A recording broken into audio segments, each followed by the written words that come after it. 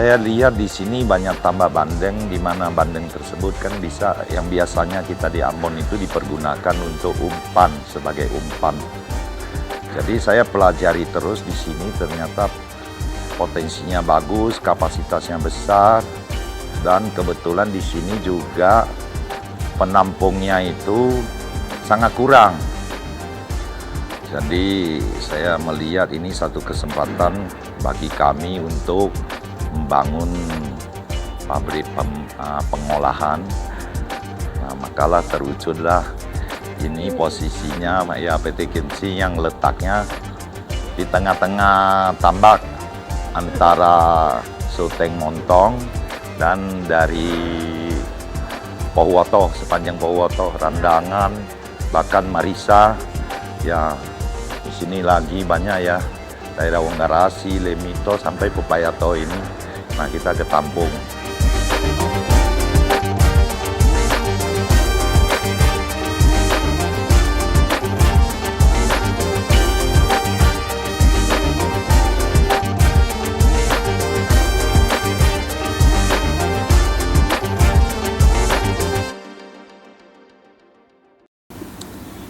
Assalamualaikum warahmatullahi wabarakatuh. Halo Sobat Big, bicara investasi Gorontalo bersama Dinas Penanaman Modal dan PTSP Provinsi Gorontalo.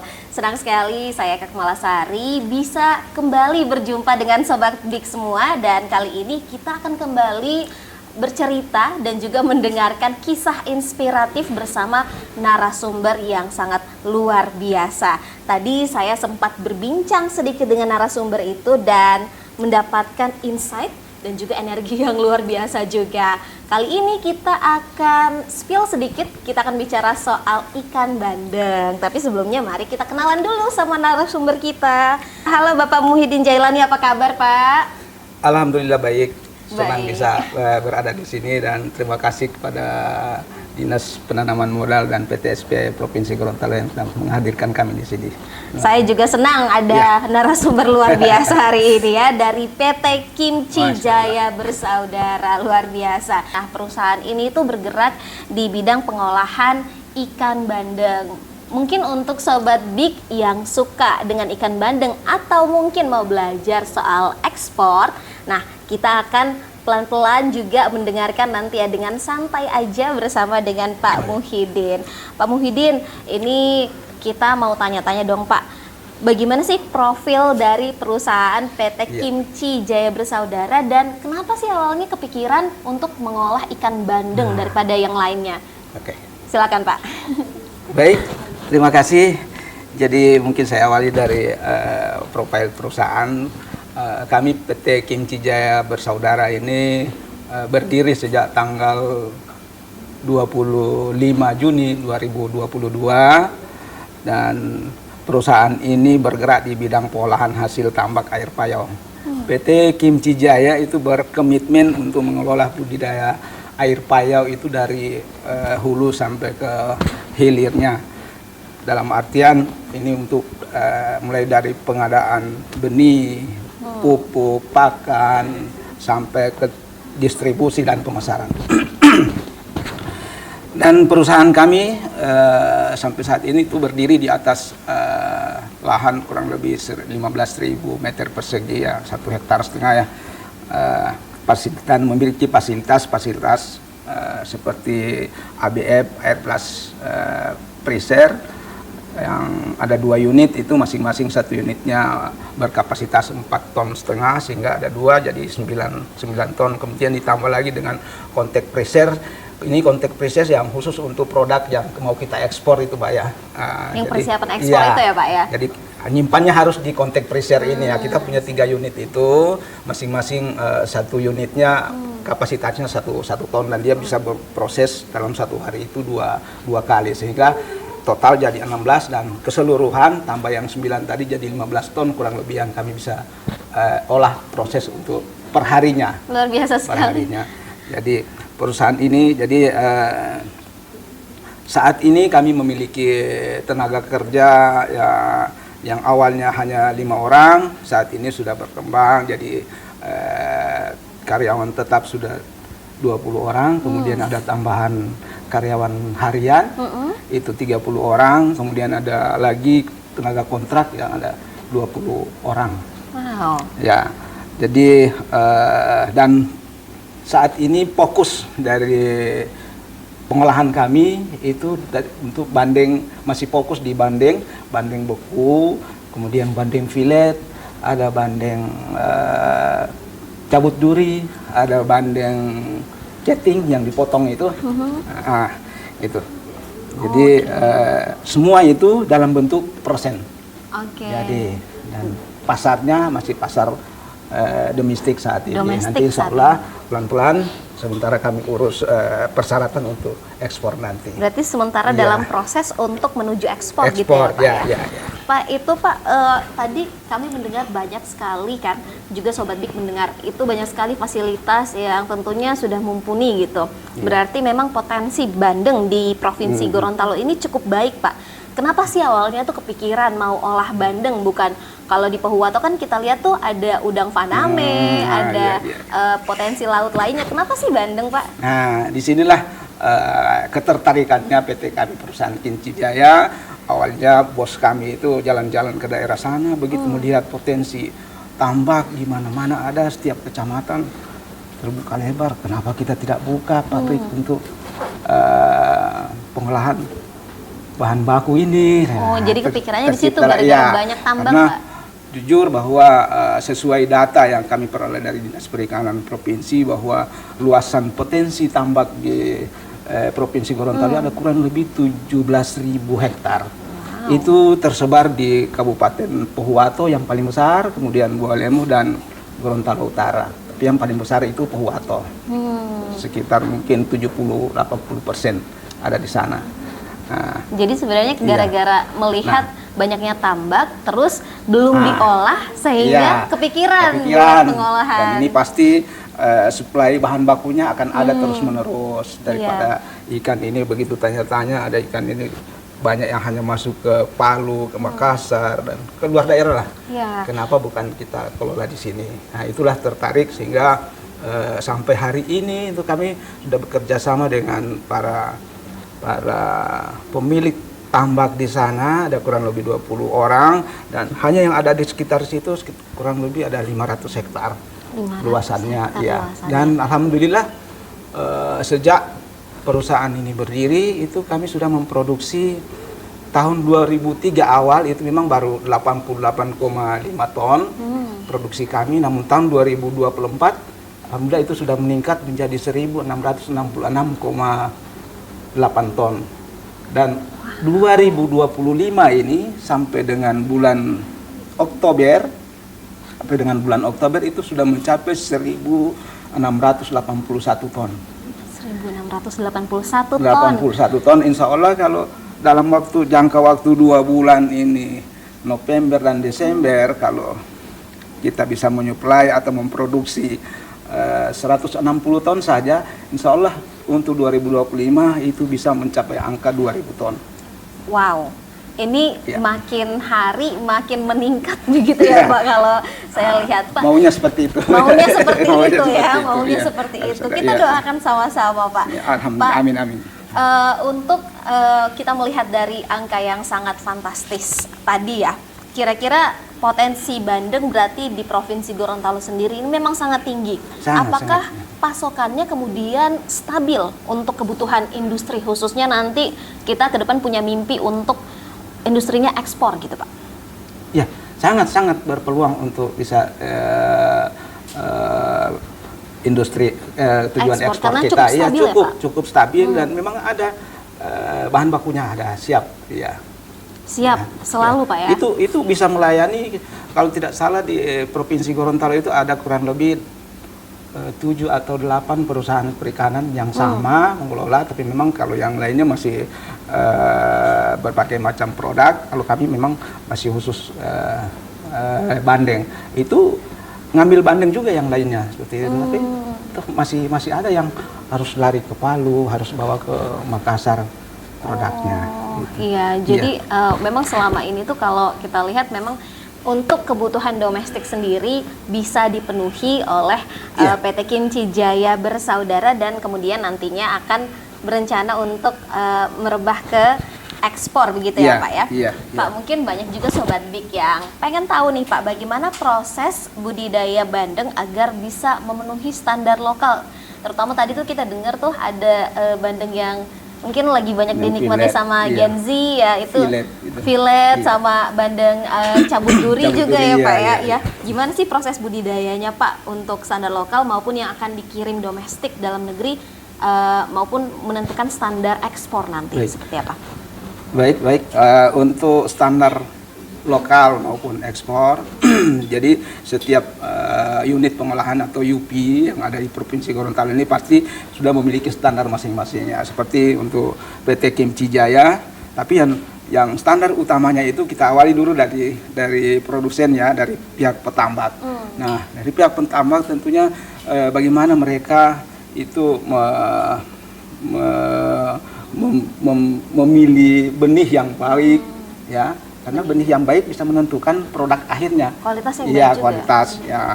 Bagaimana caranya dia memanen, bagaimana caranya dia memberi makan, kan itu ada Prosedurnya prosedurnya sendiri. Bagaimana dia melakukan pemupukan dalam 1 hektar ini berapa pupuk yang harus habis, karena pakan utama untuk budidaya bandeng itu sebetulnya pakan alami.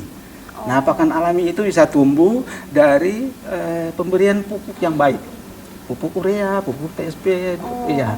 Jadi seperti itu untuk menumbuhkan lumut. Nah, sehingga dalam perjalanan budidayanya tidak perlu lagi ada tambahan pakan dari luar. Kalaupun ada, tidak seberapa. Tapi yang penting itu upaya menumbuhkan lumut itu menjadi makan alami bandeng itu. Jadi begitu. Itu masih dari proses, Proses budidayanya dulu ya Pak? Dari proses budidaya. Jadi kemudian setelah itu yang paling penting lagi pada saat dia panen. Pada saat dia panen itu, nah kalau yang biasanya begitu panen entah mereka langsung di es ikannya atau tidak, tapi dengan kehadiran kami berikan es cuma-cuma ke petaninya biar hasilnya kualitasnya bagus, terjamin dan terkontrol Pak ya. Terkontrol. Betul. Jadi diupayakan ikan begitu dipanen itu matinya di es. Jadi sebelum mereka melakukan panen udah disiapkan dulu ada bak-bak yang ada isi ice esnya, box-nya, sehingga begitu ikan dipanen langsung masuk di es, sehingga jaminan Kesegarannya Pak ya. kesegarannya itu luar biasa. Luar biasa. Iya. Kemudian itu di tingkat petani ya. Tadi yang di tingkat perusahaan sendiri itu ada kan. Jadi kita ketahui bahwa setiap perusahaan itu sebelum berdiri itu sebetulnya awalnya sebelum melakukan pengolahan dia sudah harus mengurus dulu yang namanya sertifikat kelayakan pengolahan. Oh iya betul. Iya. Prosedurnya dulu Iya. Pak ya, betul. Dia harus ada itu sertifikat kelayakan pengolahan. Nah, di sertifikat kelayakan pengolahan itu kan ada persyaratan untuk mengajukan itu. Kita harus membuat manual mutu atau manual ya, berarti membuat manual berarti. Manual, Iya. Membuat panduan mutu. Panduan mutu. Jadi kita membuat manual mutu istilahnya. Itu di sana kita buat alur kerjanya. Ini udah di tingkat perusahaan ya, udah masuk ke area kita. Jadi begitu ikan masuk, apa yang harus kita lakukan itu di GMP 1 misalnya. Ikan masuk, kita harus periksa dulu secara organolepnya. Oh, Nah, oke. Jadi memang ikan ini apa masih segar atau tidak, suhunya bagaimana, itu diperiksa. mengikuti manual semuanya Pak Iya, ya. mengikuti manual. Oh, Jadi oke. suhunya berapa? Suhu harus plus 4. Jangan sampai lewat dari situ. Kalau lewat dari situ ikan kita bisa tolak. Oke, Dan baik bisa Pak. masuk, ya di bawah itu lebih bagus mencapai min. Min ya. Min, ya. Lebih bagus mencapai min. Iya, Nah, tapi kan pasti tidak mungkin, ya. iya sobat Big, ini kita butuh break sebentar ya. Kita akan break sebentar. Masih akan berbincang lagi dengan PT Kimchi Jaya Bersaudara. Tetap bersama kami.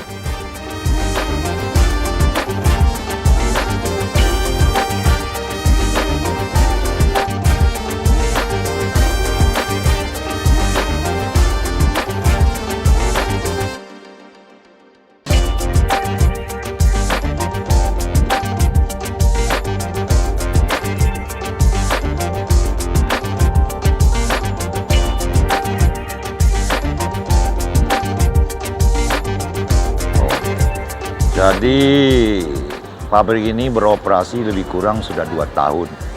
Posisinya supply ikan dari pengepul itu lebih kurang mendekati 30 anggota pengepul.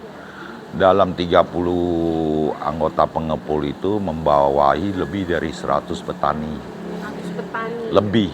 Lebih dari ratusan lah itu.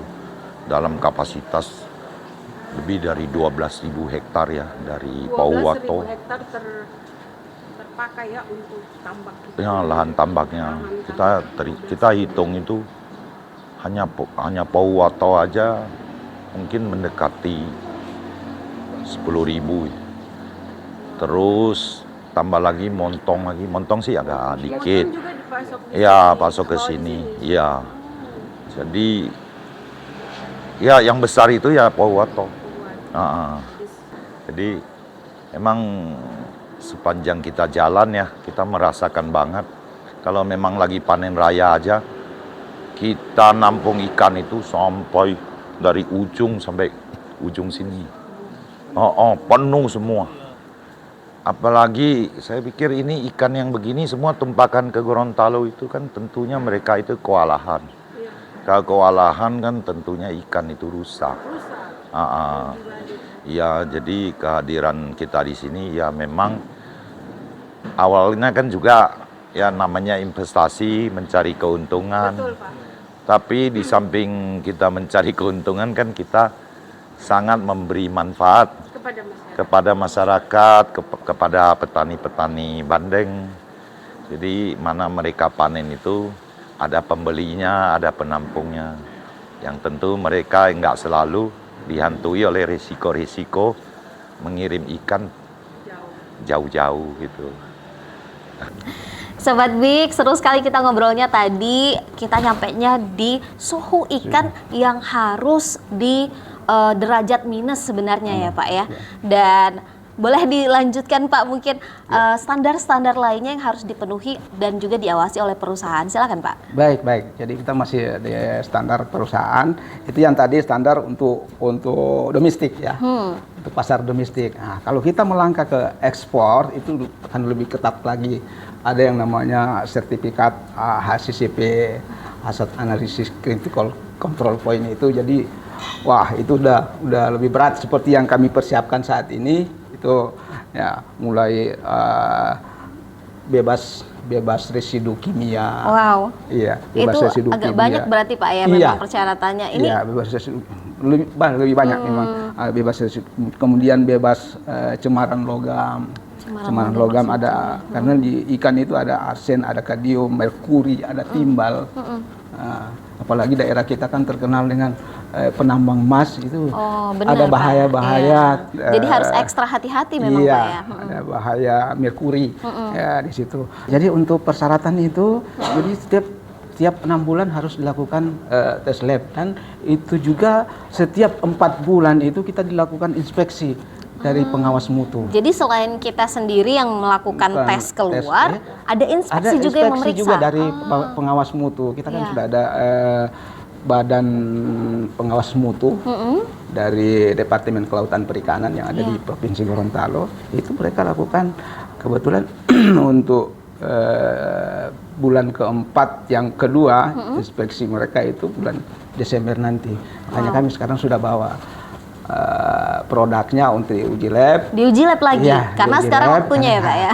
Biar mereka datang insya Allah berikut, itu kita sudah siap. Karena itu, ini memang terkait dengan rencana nanti kita akan mau ekspor itu. Mau ekspor ya. Ekspor. Kami doakan bersama Pak supaya amin, lancar Pak iya. ya, supaya teman-teman Sobat Big juga ini bisa belajar gimana sih standar-standar kalau misalnya kita mau ada niat buat ekspor gitu Pak.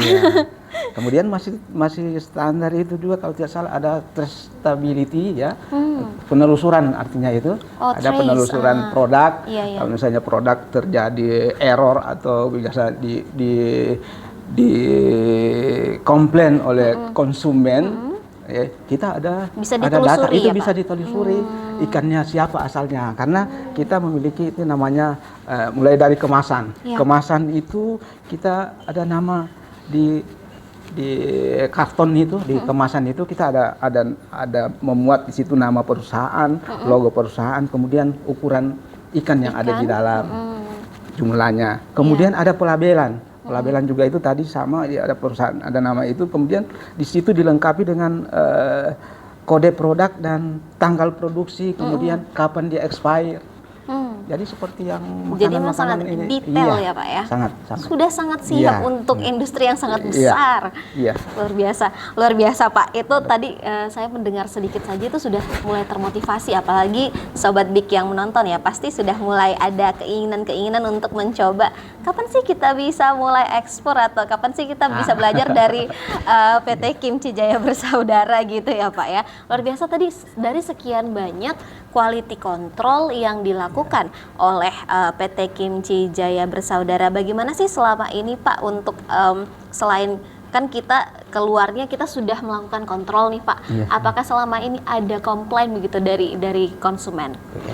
Jadi alhamdulillah sampai dengan hari ini belum ada komplain. Luar Dan malah biasa. kemarin kami sudah beberapa kali kami menyuplai produk ini ke perusahaan IMIP ya yang tambang di Morowali.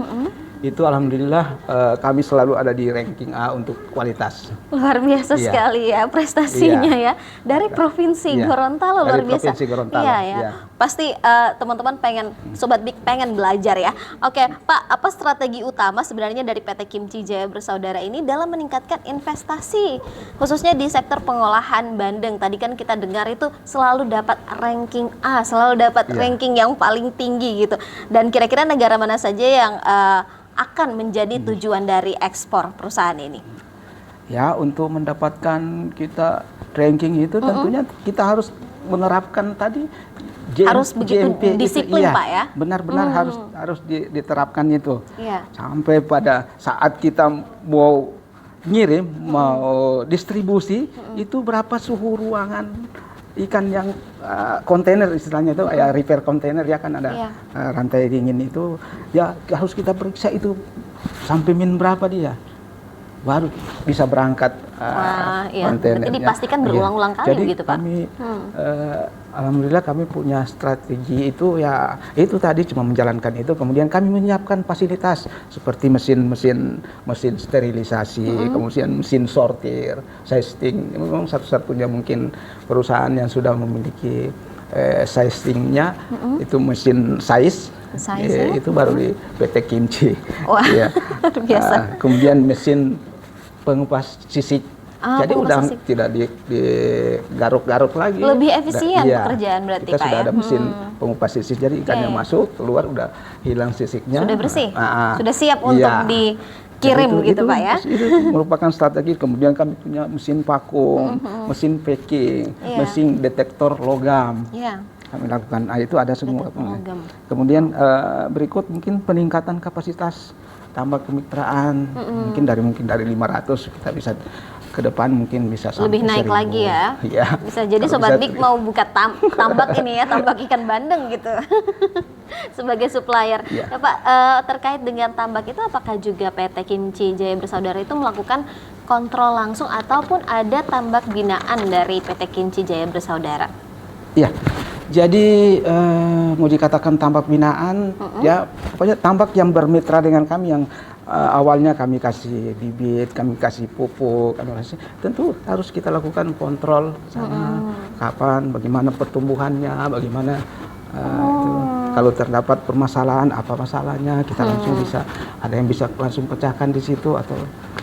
Jadi meskipun tetap diawasi ya. sudah ada budaya tambak sendiri Iya. di Kabupaten Pohuwato, tapi PT Kimchi Jaya Bersaudara ini melakukan pembinaan dan Iya, edukasi iya. sebenarnya Iya. Pak ya. Bagaimana caranya bisa menghasilkan bandeng yang berkualitas baik seperti itu.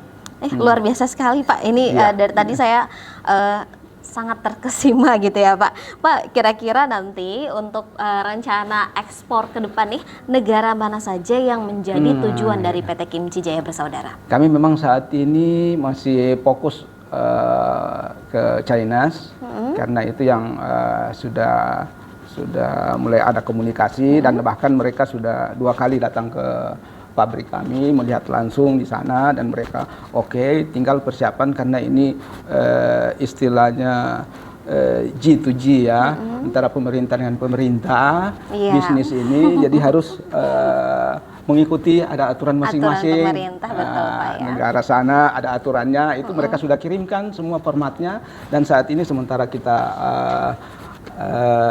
lakukan itu perbaikan-perbaikan. Kami lakukan perbaikan ada yang tidak sesuai dengan permintaan mereka.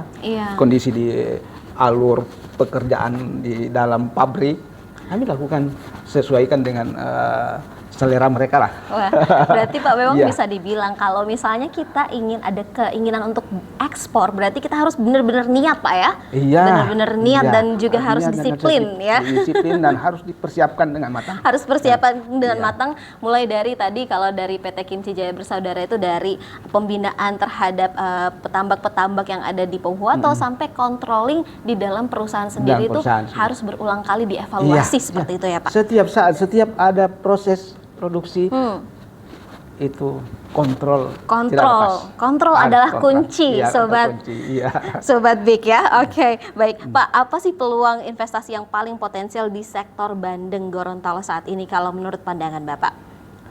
Kalau untuk peluang investasinya ya pembangunan tambak intensif ya, karena jujur tambak-tambak kita yang ada saat ini itu masih semi intensif, belum intensif.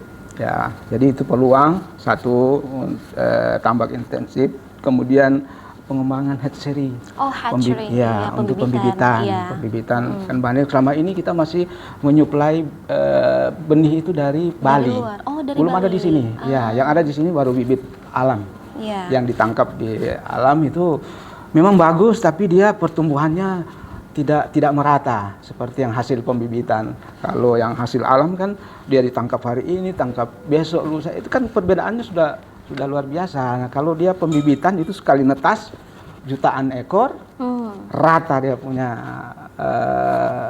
ukurannya. Ukurannya bisa sama begitu. Jadi hatchery juga dibutuhkan di Gorontalo itu Pak ya? dibutuhkan hatchery khusus ikan bandeng. Yang ada kan baru hatchery udang Faname. Udang Faname, betul. Iya, itu sudah ada itu. Pembukaan cold storage juga masih bisa seperti punya kami itu. Masih ada karena potensi masih cukup besar. Meskipun sudah ada di PT Kimchi Jaya, tapi memang secara luas masih dibutuhkan. Luasan potensi kita masih memungkinkan untuk itu. Masih ada.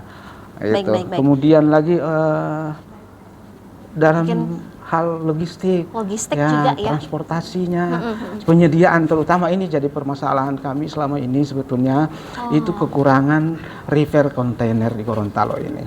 River container? Iya, river container itu kurang. Nah, itu siapa tahu ada investor yang mau bergerak di siapa tahu ada Sobat itu. Big yang mendengar ini dan ingin invest di river container ya? Iya. Tracking dan rivernya. Tracking dan river. Oke, baik. Jadi tadi itu ada pembangunan tambak intensif, kemudian juga ada hatchery, ada cold storage, meskipun dari pabrik juga sudah punya, tapi tetap membutuhkan juga ya secara luas. Dan kemudian, satu lagi, penguatan ekspor kalau bisa dari Gorontalo. Betul selama sekali ini kan ya. kita ekspornya lewat Bitung atau lewat Manado atau Makassar. Gorontalo masih belum. Saya optimis sih, kalau Bapak melihatnya bagaimana? Saya optimis pasti kita kedepannya bisa mandiri untuk ekspor nih. Nah, meskipun sudah ada persiapan ekspor dari Gorontalo sendiri, tapi memang banyak hal yang berpotensi untuk diinvestasikan juga di Gorontalo, dan harapannya kedepannya kita bisa mandiri investasi juga ya Pak ya. Baik Sobat Big, jangan kemana-mana, tetap di Big Bicara Investasi Gorontalo.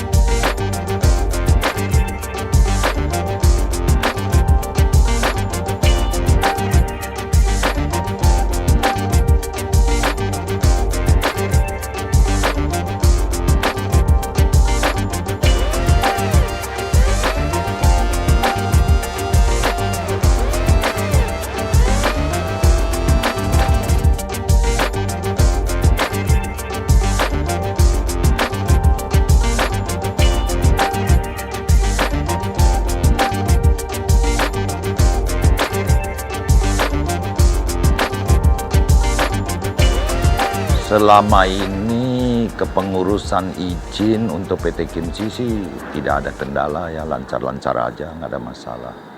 Itu. Cuman agak kesulitan kita investasi di sini itu pendistribusian, transport. Ya. Belum ada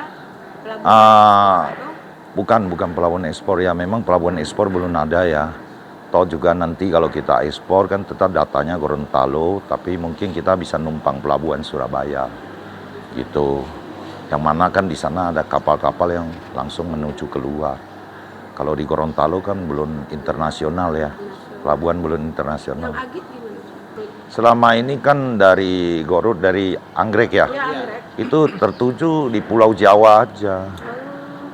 Antar Ternate, Bitung, Gorontalo, Pulau Jawa mungkin dia langsung Surabaya ada, yang langsung Jakarta juga ada Di pelabuhan gitu.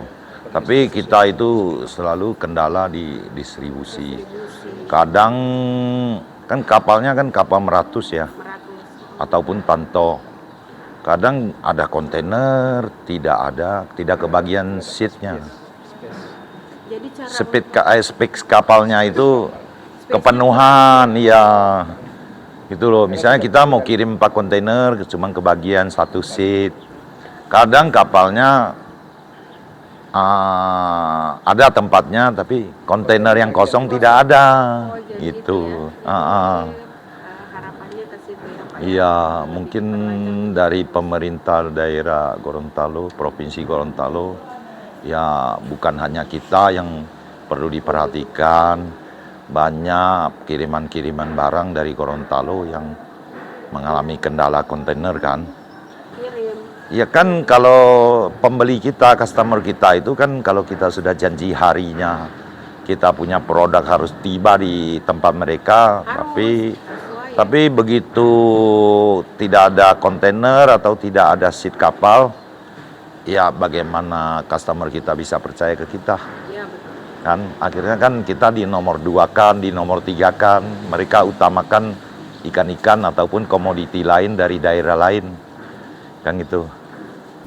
Halo Sobat Big, kita kembali lagi berbincang bersama dengan Bapak Muhyiddin Jailani dari PT Kimchi Jaya Bersaudara. Masih bicara soal bandeng nih Pak ya. Jadi tadi saya sempat mendengar bahwa kendala dari PT Kimchi Jaya Bersaudara itu ataupun secara lebih luas di Provinsi Gorontalo adalah hatchery yang masih kita ambil dari provinsi lain, khususnya dari Bali begitu ya Pak. Berarti memang besar sekali potensi untuk orang-orang berinvestasi di bagian hatchery. Nah Pak, ini selain berinvestasi di bagian hatchery dan juga yang lain-lain itu Bapak melihatnya gimana sih potensi pengolahan yang lain selain bandeng di Gorontalo ini seperti apa Pak? Betul sekali, jadi masih luar biasa potensi perikanan kita di Provinsi Gorontalo ini. Sebetulnya tidak hanya bandeng, tidak hanya budidaya air payau juga masih ada ikutan lainnya seperti udang Paname. Itu sangat besar potensinya di Provinsi Gorontalo. Jadi masih bisa mengharapkan investor masuk di bidang itu untuk pengelolaan udang ya. Kemudian yang paling penting juga tadi yang saya katakan, permasalahan yang kami hadapi itu kekurangan kontainer itu. Kontainer yang paling river penting kontainer, ya, karena dia kontainer khusus yang berpendingin. River kontainer itu kadang-kadang ya kami kalau pesan kontainer 4 untuk pengiriman hari ini misalnya, yang datang cuma ada 1 atau 2 kontainernya, tidak bisa tercukupi. Tidak bisa tercukupi 4 itu ya Pak? Iya, ini contohnya hari ini sebetulnya untuk pengiriman besok tanggal 20 itu kami minta 3 kontainer yang baru mau diturunkan, informasinya malam ini baru datang 1 dulu katanya. Aduh, memang agak terkendala di situ ya iya, Pak ya? terkendala. Jadi itu masih peluang untuk para investor untuk berkolaborasi. Padahal permintaan ada ya Pak ya, harusnya Ada. memang Iya. kalau Sobat Big yang ingin berinvestasi di bagian kontainer itu bisa banget ya Pak ya? Bisa. Bisa banget. Pak, ini kita mau tanya juga nih Pak, dari sudut pandang PT Kimchi Jaya Bersaudara sendiri, apa sih harapan perusahaan terutama kepada pemerintah Provinsi Gorontalo? Tadi kan kita sudah dengar bahwa untuk menuju ke ekspor ini tuh G2G, government to government. Jadi gimana Pak? Baik, jadi kami dari pihak perusahaan tentunya punya harapan kepada khususnya pada pemerintah. Yang pertama itu tentunya ada dukungan infrastruktur ke petani tambak yang seperti jalan akses, terus ada perbaikan saluran di irigasi di empang, kemudian perbaikan pematang mereka. Nah, jadi seperti itu. Kemudian ada kemudahan dalam hal pengurusan izin. Izin ya, betul. Kemudahan dalam hal pengurusan ini. Dan ini sebetulnya sudah mudah, cuma yang agak sedikit rumit itu persyaratan harus memenuhi persyaratan yang dari negara tujuan yang khusus untuk ekspor itu. Betul. Jadi kita mau tidak mau ya harus mengikuti itu. Sebenarnya keinginan untuk ekspor tinggi, tapi memang keinginan dari negara lain itu yang perlu disesuaikan gitu ya Pak. Satu lagi untuk harapan kami kepada pemerintah bahwa petani tambak kita ini selama ini kan menggunakan pupuk yang non subsidi. Bisa dibayangkan perbedaan harga yang pupuk bersubsidi dengan non subsidi. Nah, petani tambak tidak pernah seperti petani sawah, petani kelapa, petani apa itu.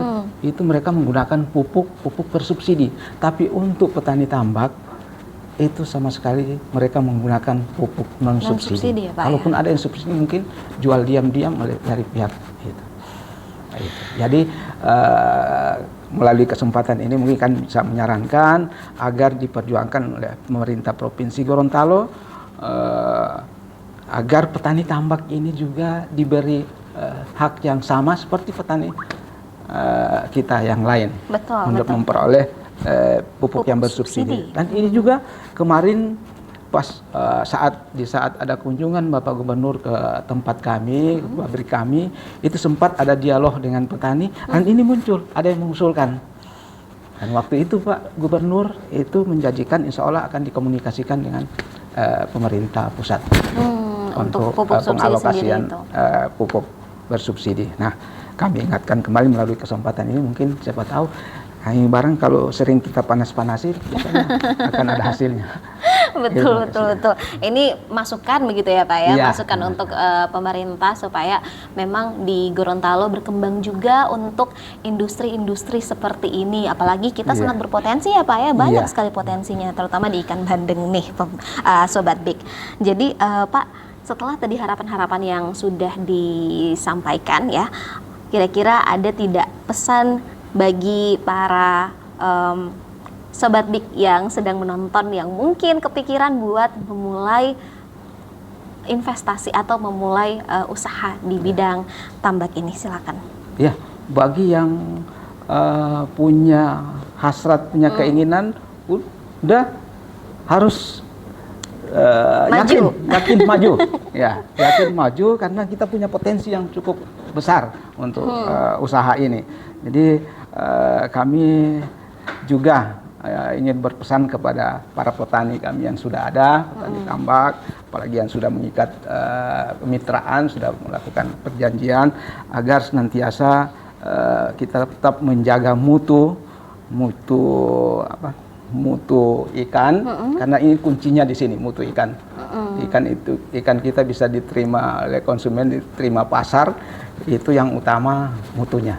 Betul. Ya, mutunya. Dan kemudian berikut harus terbuka dengan sistem kemitraan yang kita sudah bangun. Jangan sampai yang istilahnya ada dusta di antara kita. Harus terbuka dengan sistem kemitraan ya. Karena itu biasa itu. Kita udah beri semua fasilitas, bibit, pakan dan lainnya.